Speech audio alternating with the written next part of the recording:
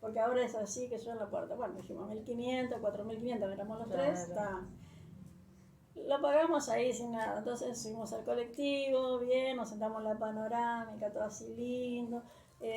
Bueno, pasando San Antonio de Areco, que ya era todo campo, que todo ahí, sube la coordinadora y dice, buenas noches, dice que tengan un lindo viaje, dice, bueno, vamos a ir a Merlo San Luis, van a parar en 2 hoteles, dice, y media pensión. Cuando dijo media pensión, la dejé que termine de hablar y con todo respeto le digo, perdóname, yo compré con pensión completa, no compré con media pensión.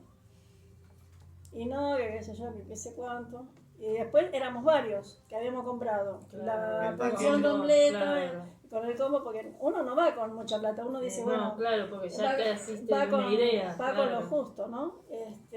Y bueno, llegamos a Merlo San Luis, llamé a la coordinadora, la que me vendió el pasaje, le dije, bueno, ella que no sabía cómo era, que a ella no le avisaron que era media pensión, y digo, sí, pero usted es responsable porque usted me vendió con pensión completa.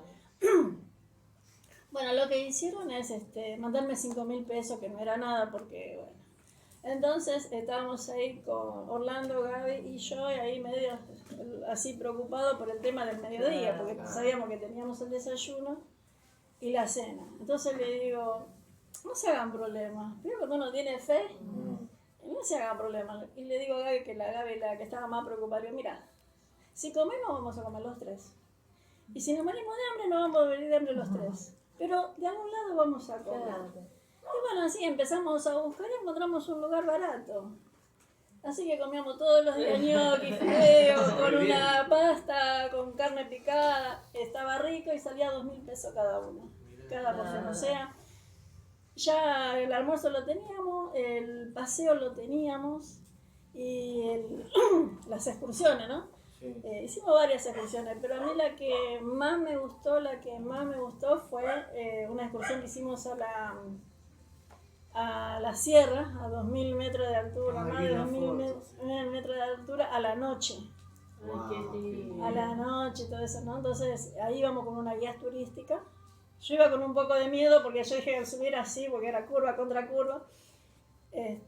Bueno, pero llegamos allá y yo empecé a ver el cielo, qué sé yo, porque le digo a Orlando, porque a él le gusta mirar el cielo también, pero él, es decir, cada uno veía su manera, lo que quería, ¿no? La chica mostraba por el rayo láser, ve, allá está el escorpión, decía. Juntaba los puntitos, qué sé yo no veía nada. Bueno, miren, a ver, allá está el águila, qué sé yo, hacía con el láser, qué sé yo. Ella decía siempre que había que usar la imaginación. Pero después me di cuenta que ellos estaban haciendo una especie de yoga. Para mí era algo que era algo místico todo lo que se hacía ahí. Y yo lo llevé por el lado del yoga. Entonces oré y dije, bueno, yo voy a seguir mirando las estrellas y voy a tomar esta bendición para mí, ¿no? Porque yo decía, si Dios me trajo hasta acá, no era para que yo haga yoga ni nada por el estilo. Así que me encantó eso de ver la bendición de Dios, las estrellas a todos lados, en su creación, ¿no? Después la luna, todos estaban ahí enamorados de la luna, ahí va a salir la luna, en 2 minutos sale la luna, pero estaban todos así en el lado místico. Y yo quería ver la luna porque quería ver su creación. Yo hacía la creación de Dios, qué grande que somos.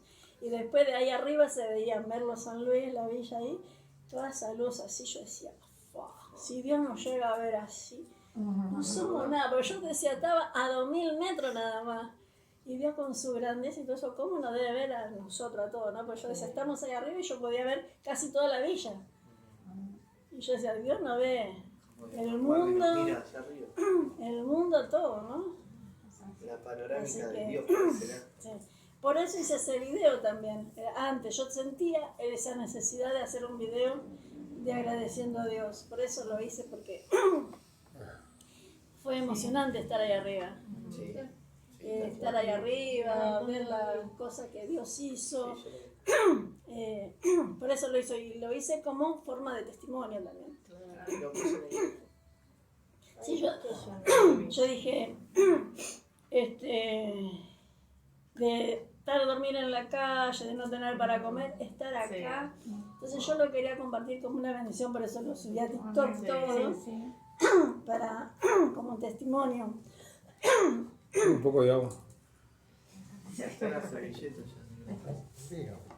No como una bendición. Por eso le decía los sueños, que uno tiene que tener sueños y hacer el esfuerzo y realizarlos. Porque Dios nos da los sueños, mientras el sueño obviamente sea de gratitud y de bueno, está bueno que... Así poder lograrlo y alcanzarlo. Sí. A pesar de esto, ya le digo de que ya nos sacaron unos cuantos pesos de entrada nada más. Siento que la trabajo. Pero por lo menos fuiste y disfrutaste de algo. Sí, por eso nos rompió más el que termo. Disfrutaste, bueno. Pero bueno, eso fue hace... Para los hermanos que están viendo ahí en el video. No, yo me había olvidado. Hola.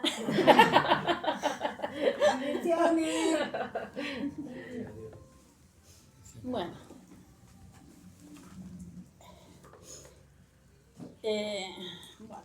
Yo le puse... Quiero hablar de las lágrimas, ¿no?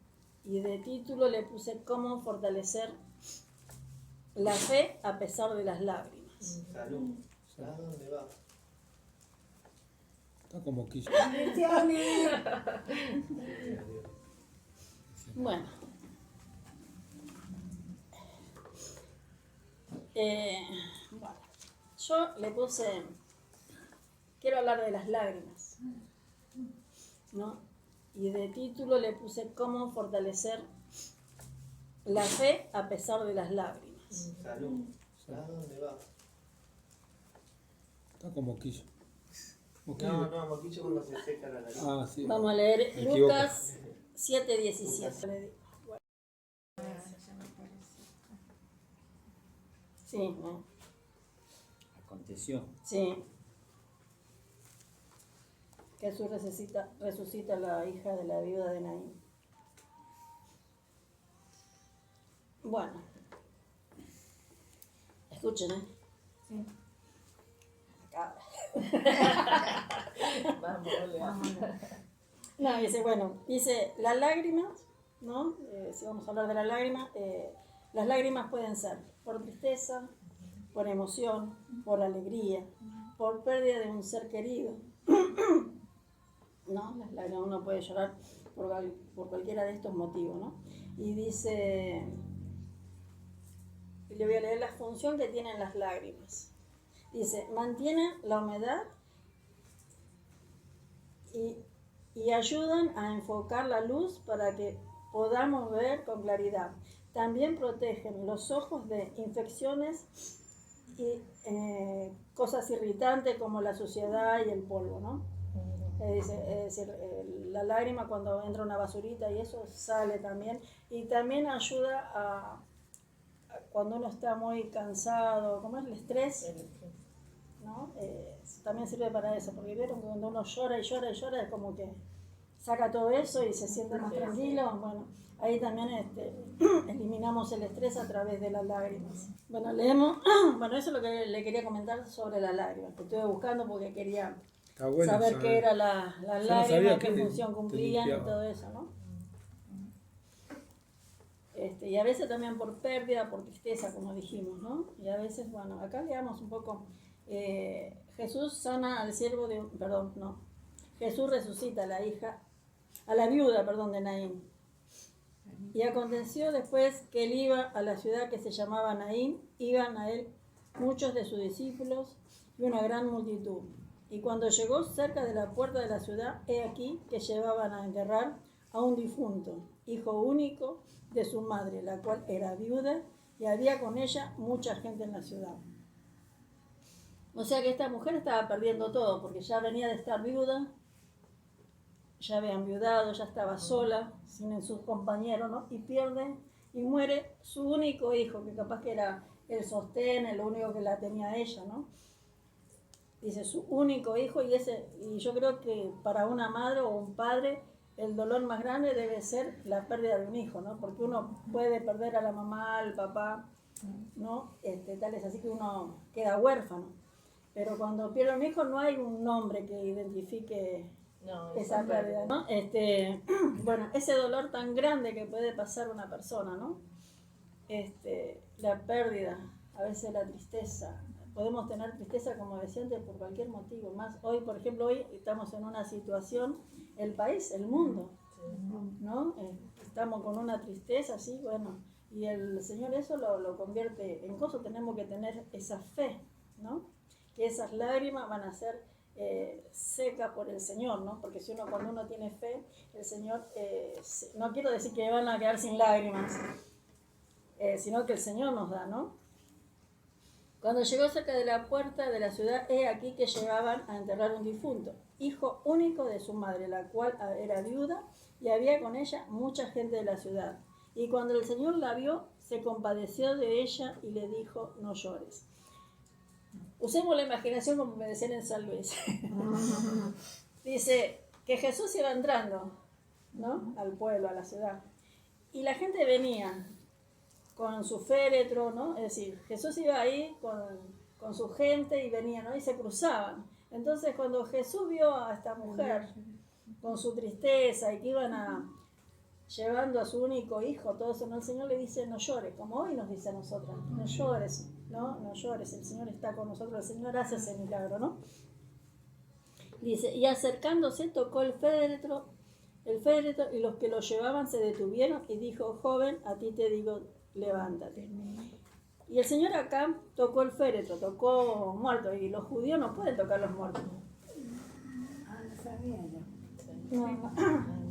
Son cosas inmundas, no tocan ellos los muertos, ¿no? Los judíos en tiempos antiguos, no sé hoy, no lo voy a afirmar, no voy a decir que hasta hoy, porque la verdad pero que no lo sé. Si muchos siguen, muchos siguen lo que es los Viejo ortodoxos, Testamento. claro. Entonces muchos siguen con esas tradiciones de antes.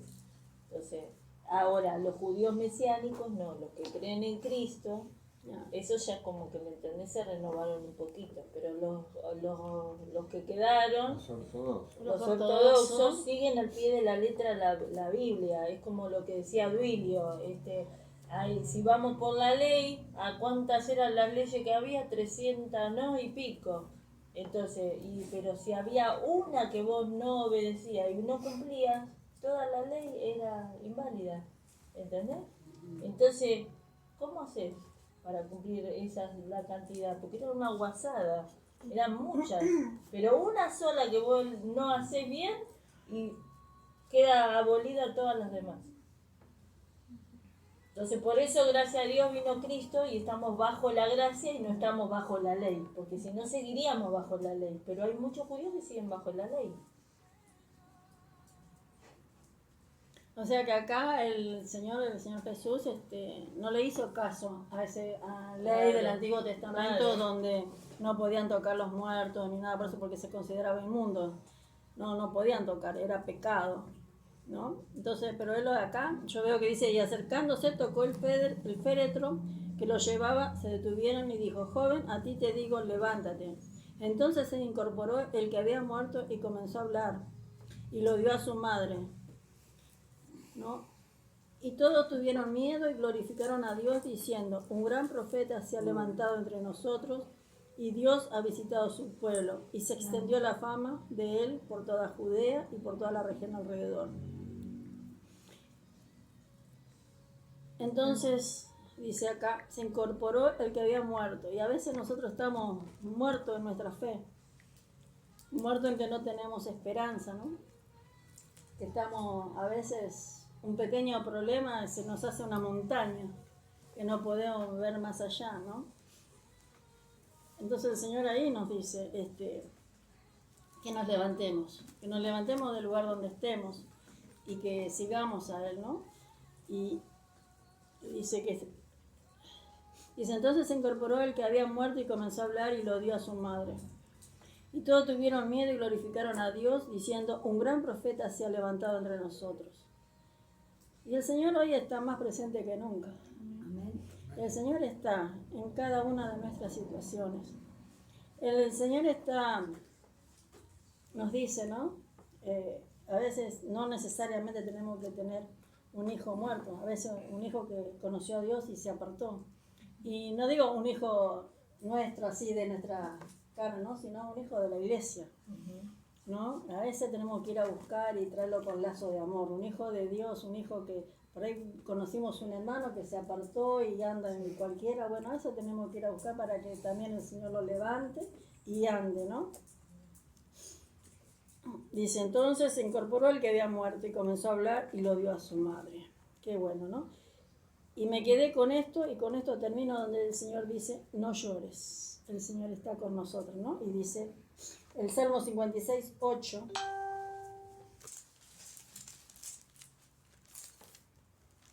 Dice,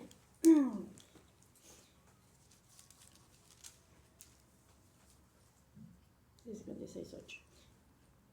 Dice, mis huidas tú has contado, pon mis lágrimas en tu redoma, que no estén ellas en tu libro, ¿no? Es una oración, ¿no? Que el Señor tome nuestras lágrimas y lo ponga en su redoma.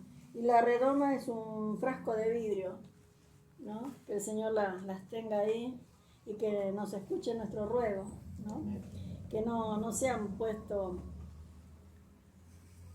en algún lado. Dice, ay, yo creo que si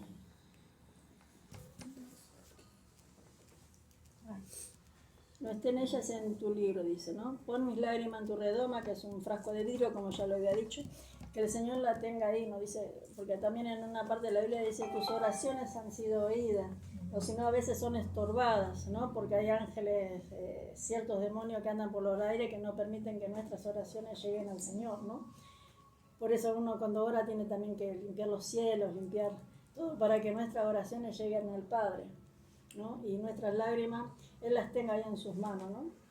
Pero confiemos que cada vez que lloremos o tengamos un problema, las lágrimas el Señor las seca y nos da nueva vida, nos da nueva esperanza. Esto no lo